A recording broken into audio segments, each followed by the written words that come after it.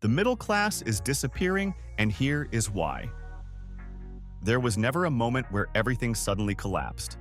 No headline that announced the end, no dramatic turning point where people could point and say, "This is when it all went wrong." Instead, life became tighter in ways that were easy to explain away at first. Prices went up a little. Savings grew slower. Comfort required more planning. People adjusted without realizing what they were adjusting to. That is how long-term change hides. It arrives slowly enough that it feels manageable, right until it becomes permanent. The middle class was built on a simple expectation. Not wealth, not luxury, just stability. The idea that if you followed a predictable path, life would remain predictable in return. You could plan a few years ahead. You could recover from mistakes.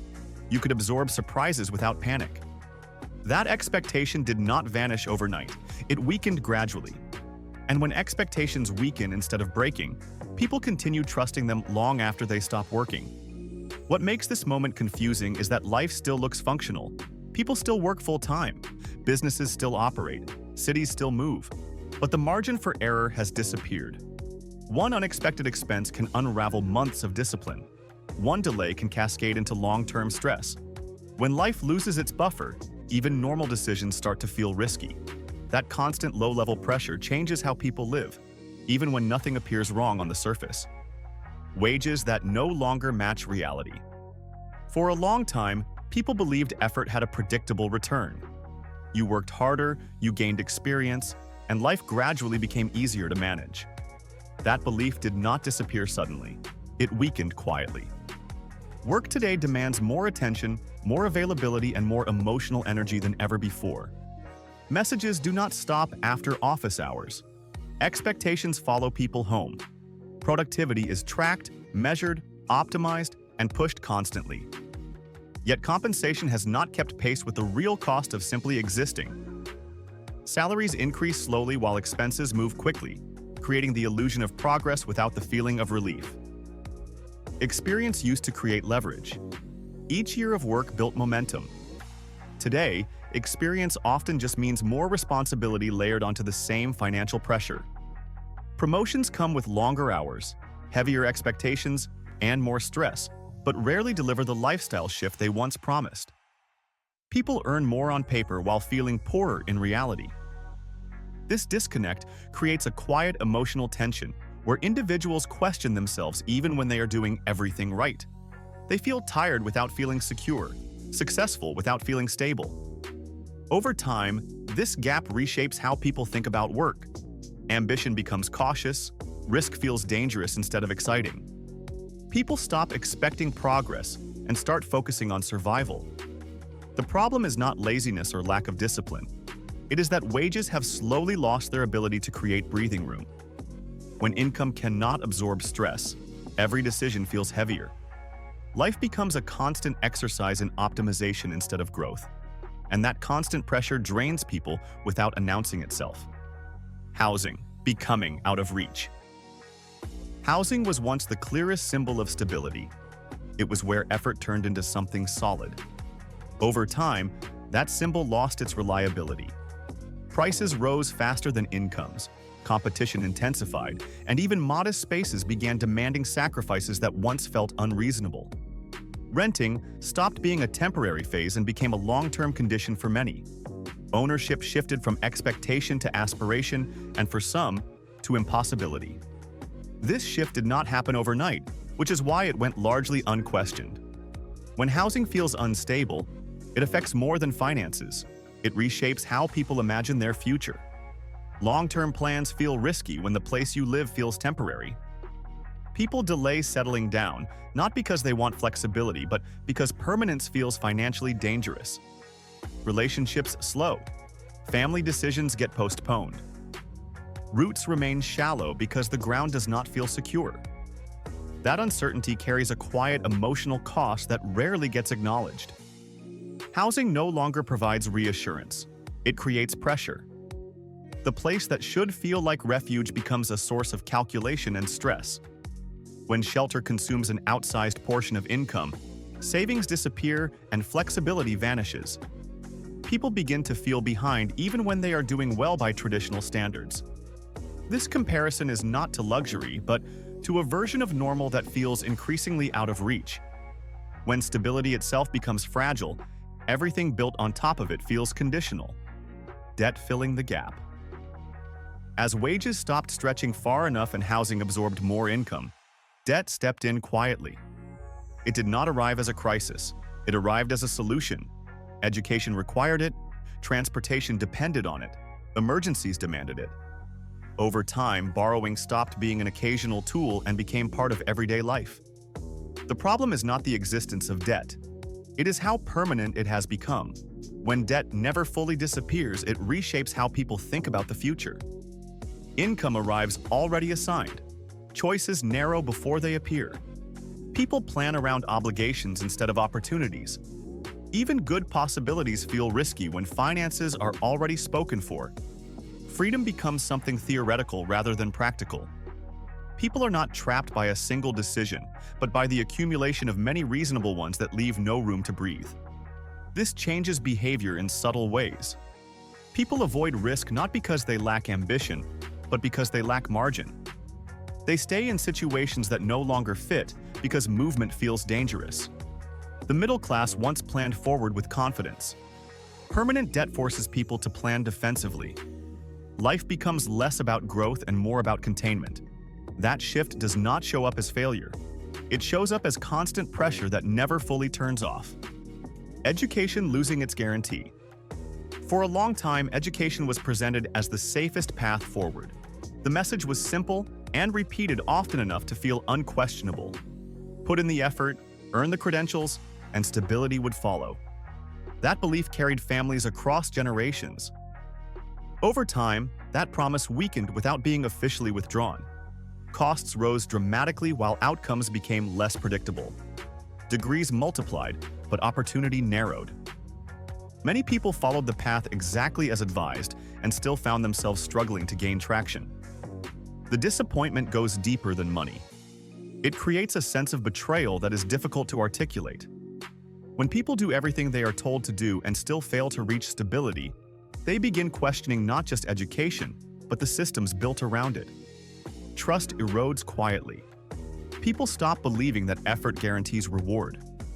That skepticism does not stay isolated. It spreads into how people approach careers, finances, and long-term planning. Education did not become useless, but it lost its certainty. What was once a bridge now feels like a gamble. People take on long-term financial weight without knowing what awaits them on the other side. That uncertainty lingers long after graduation. It shapes confidence, risk tolerance, and self-belief. When the most responsible choice no longer delivers predictable results, people begin navigating life with hesitation instead of assurance. Jobs becoming less stable. Work once came with structure. Careers unfolded over time. Income followed a rhythm. That rhythm has been disrupted. Long-term roles have been replaced with temporary arrangements, contracts, and shifting expectations. Flexibility is praised, but stability has quietly disappeared. Benefits are reduced or optional. Security feels conditional. Income becomes unpredictable while availability is assumed. This instability changes how people live. Saving becomes inconsistent. Planning becomes difficult. Rest becomes something you justify instead of expect. People remain mentally available even when they are not working because opportunities feel fragile. The pressure to stay adaptable never fully turns off. Over time, that constant readiness becomes exhausting. The middle class relied on predictability to build a life. When work loses predictability, everything else becomes harder to sustain. People delay commitments not because they lack desire, but because the ground beneath them feels unstable. The stress of uncertainty does not show up on resumes or performance reviews, but it accumulates quietly in daily life. Healthcare as a constant pressure. Healthcare shapes behavior even when nothing goes wrong. Rising costs and complex systems create a background tension that never fully fades. Many people exist in a space where support is unavailable and major expenses feel impossible to absorb. This uncertainty follows them into everyday decisions, even during periods of good health. People delay care, They avoid risk. They stay in jobs or situations that no longer fit because change feels dangerous. Stability becomes conditional. That conditional stability creates anxiety even during good times. People carry the sense that one unexpected issue could undo years of careful planning. This pressure changes how people think about the future. Growth feels risky. Movement feels dangerous. Protection feels distant. When something as basic as health feels uncertain, people shrink their lives to match the size of their safety net. That shrinking happens quietly, but over time it reshapes ambition, confidence, and the willingness to take chances. Inflation, quietly shrinking choice. Inflation rarely feels like a crisis when it begins. It does not arrive with panic or urgency. It shows up as small adjustments that feel manageable on their own. Groceries cost a little more than they used to. Fuel stays higher than expected. Subscriptions quietly increase. Utilities inch upward without explanation. Each change feels minor enough to ignore, and that is exactly why inflation is so effective at reshaping life without resistance. People adapt instead of reacting. They adjust instead of questioning. Over time, those adjustments accumulate into a completely different standard of living. What inflation really shrinks is not just purchasing power, but choice. People stop choosing freely and start choosing strategically. Meals are planned around price instead of preference. Activities are weighed against cost instead of enjoyment. Small indulgences disappear without ceremony, not because people want less, but because everything requires justification. Comfort slowly turns into calculation, and calculation becomes constant. That mental load is exhausting, even when nothing dramatic happens. The middle class does not collapse under inflation. It compresses. People still live their lives, but with fewer options and tighter margins. They adapt downward and call it responsibility. They normalize less space, fewer experiences, and reduced flexibility. Over time, those reductions become the new normal. When adaptation becomes permanent, loss becomes invisible. Life does not fall apart. It simply becomes smaller, quieter, and more constrained than it used to be.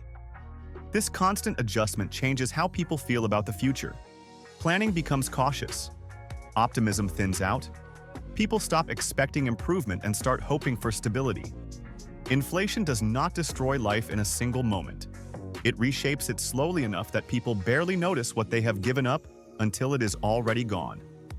Wealth favoring ownership over work.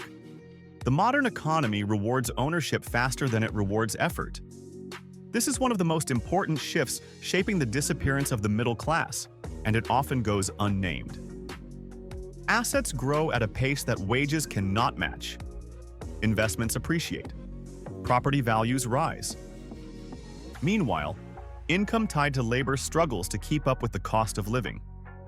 People who already own something see it multiply. People who rely solely on work find themselves running harder just to stay in the same place. This creates a growing divide that has nothing to do with discipline or intelligence. Two people can work equally hard, make equally responsible decisions, and end up in completely different positions based purely on starting point. Ownership compounds, labor plateaus. Over time, this gap widens, and the middle class feels squeezed from both sides. Too much income to qualify for support, too little ownership to build momentum. The emotional effect of this shift is subtle but powerful. People begin to feel like the rules are invisible and unfair, even if they cannot fully articulate why. They work harder and see less progress. They follow advice that no longer delivers results. That disconnect breeds frustration and quiet resentment, not toward individuals, but toward a system that feels increasingly out of reach. When ownership matters more than participation, upward mobility slows. The ladder still exists, but the rungs are farther apart and harder to reach. Progress becomes uneven. Some accelerate effortlessly, while others stall despite constant effort. Over time, belief in fairness erodes, and with it, trust in the idea that hard work alone is enough. Side hustles, replacing stability. Side income once meant extra. It was something you did for growth, curiosity, or opportunity. Today, it often means survival. Additional work fills the gaps left by wages that no longer cover the full cost of living. Evenings and weekends become extensions of the workday. Free time becomes productive time by default. Rest turns into something people negotiate with themselves instead of something they expect. This shift is often framed as empowerment, but the reality feels different. Multiple income streams sound flexible, yet they usually exist because one income is not enough. People are not chasing passion, they are closing gaps. The middle class once relied on clear boundaries between work and life. When those boundaries dissolve, exhaustion becomes normal and burnout blends into routine. The constant motion has a cost. People stay busy but feel stagnant. Progress feels abstract. Effort feels endless. Life becomes about maintaining momentum instead of building stability. Over time, people adapt to being tired. Fatigue becomes background noise. That normalization hides how much pressure people are under. When side hustles replace stability, the meaning of success shifts. Balance becomes optional. Rest becomes earned. Life feels full but not fulfilled. The system rewards endurance over sustainability, and people quietly reshape their expectations to survive within it. What looks like flexibility from the outside often feels like fragility from the inside. Social mobility slowing down. For a long time, progress felt directional. Even when life was hard, there was a shared belief that movement was possible. You might struggle early, but effort would eventually create momentum. Each step forward built on the last. That belief shaped how people approached work, education, and sacrifice. Today, that sense of motion feels different. Not gone, but slowed, delayed, uncertain. People still work hard, but the distance between effort and reward feels longer than it used to be. Costs arrive earlier in life now. Education expenses, housing pressure, and basic living costs show up before people have time to build financial footing. At the same time, rewards arrive later, if they arrive at all. Stability that once came in early adulthood is now postponed into an undefined future. This delay changes how people behave. When progress feels slow, people become cautious. They hesitate to take risks. They postpone milestones. They wait for the right time, even when that time never clearly arrives. What makes this especially difficult is that the slowdown is not evenly distributed. Some people still move upward quickly, often because they started closer to the top. Others stall despite doing everything right. This unevenness creates confusion. People compare themselves to peers and feel behind without understanding why. They internalize the delay as personal failure instead of structural friction. That misunderstanding quietly erodes confidence. Over time, ambition softens. Not because people lack drive, but because optimism becomes expensive. Hope requires energy and constant delay drains it. People stop dreaming publicly. They lower expectations privately. They aim for stability instead of growth. Social mobility does not collapse. It slows just enough that people adapt their dreams to match their circumstances. That adaptation feels responsible, but it carries a quiet grief that rarely gets acknowledged. Success, being redefined downward. As mobility slows, the definition of success shifts with it. This shift does not happen through conversation or agreement. It happens quietly, through necessity. What once felt normal becomes framed as exceptional. What once felt expected becomes described as fortunate. Stability, which used to be the baseline, starts to look like an achievement. People adjust their expectations not because they want less, but because the system consistently offers less. Owning a home turns into a lifetime goal instead of a stage of life. Comfortable retirement becomes a hope instead of a plan. Even basic financial breathing room starts to feel like winning. When the bar lowers gradually, it does not feel like loss. It feels like realism. This redefinition is powerful because it masks decline. When people accept smaller outcomes as success, the system avoids accountability. Struggle becomes normalized. Stress becomes part of adulthood. Constant pressure becomes something people bond over instead of question. Over time, people stop asking why life feels harder and start congratulating themselves for enduring it. The danger is not that expectations change, but that they change silently. When success is redefined downward, people lose reference points. They stop comparing their reality to what once existed and start comparing it only to what feels achievable now. That narrowing of vision makes structural problems harder to see and easier to tolerate. When basic security feels aspirational, it signals a deep shift that often goes unnamed. Why this is not personal failure? The most damaging effect of all these changes is how deeply people internalize them. When progress slows, expectations shrink, and pressure increases, people look inward for answers. They replay decisions. They question effort. They assume they miscalculated somewhere along the way. This self-blame is understandable but misplaced. The rules changed while the advice stayed the same. People were taught one version of reality and then asked to survive in another. They followed instructions designed for a different economic landscape and blamed themselves when the results did not match the promise. That mismatch creates confusion and shame, even among people who are disciplined, skilled, and responsible. This is not about individual shortcomings. It is about structural shifts that happened gradually enough to feel invisible. Wages stopped protecting people. Housing stopped anchoring them. Debt stopped being temporary. Mobility slowed. Success shrank.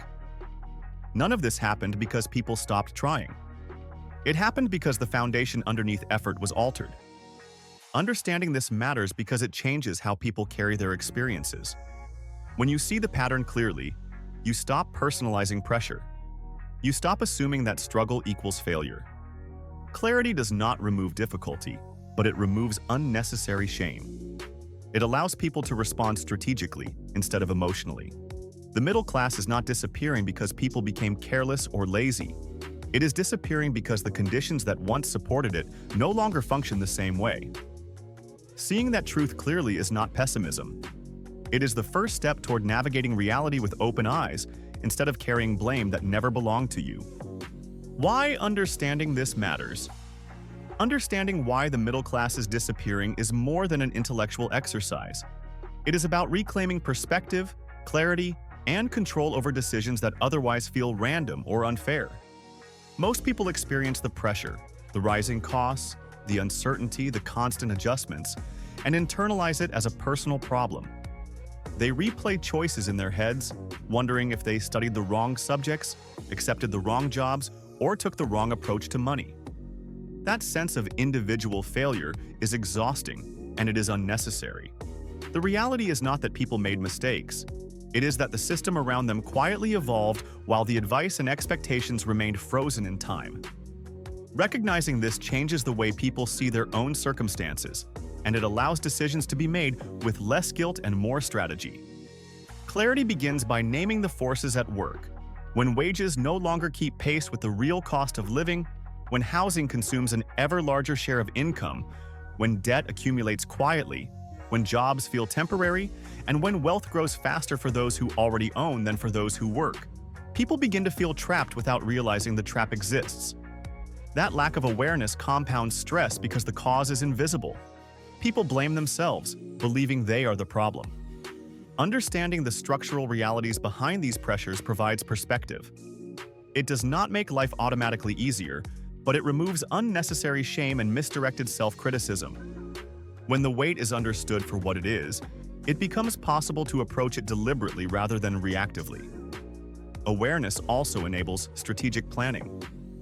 Once the patterns are visible, individuals can begin to identify choices that truly make a difference.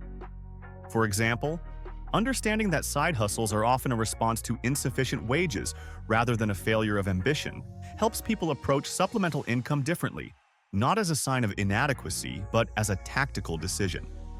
Recognizing that housing costs are structural rather than a personal shortcoming allows for more realistic budgeting and life planning. Understanding that inflation silently compresses lifestyle gives people the ability to anticipate adjustments rather than being constantly surprised. Knowledge transforms stress into preparation, and preparation transforms adaptation into agency. Beyond personal benefits, understanding this matters socially and culturally. Silence about these pressures isolates people. When everyone assumes that struggling is their personal fault, people do not compare notes, they do not seek guidance, and they feel alone in circumstances that are actually widely shared. Awareness creates conversation. it builds community. People realize that their experiences are part of a larger pattern rather than an individual failure. That recognition fosters empathy, collective problem-solving, and a deeper understanding of what is truly required to maintain stability or plan for the future. Finally, understanding the disappearance of the middle class equips people to navigate the emotional consequences of these changes. Life increasingly feels like a sequence of compromises, delayed milestones, and deferred dreams. That can create despair if interpreted as personal inadequacy. But when it is understood as part of a structural shift, it can be reframed as reality to navigate. People can recalibrate expectations without guilt, measure progress relative to achievable standards, and act with intentionality instead of reacting to invisible pressures. Understanding creates agency. It gives the tools to act consciously, to plan thoughtfully, and to adjust strategy when necessary rather than endlessly asking, "Why am I failing?" Understanding this matters because it allows people to see their position accurately, to make informed decisions, and to preserve dignity in a system that quietly shifts the rules beneath them. Awareness does not guarantee success or eliminate struggle, but it turns confusion into insight, fear into knowledge, and despair into something actionable.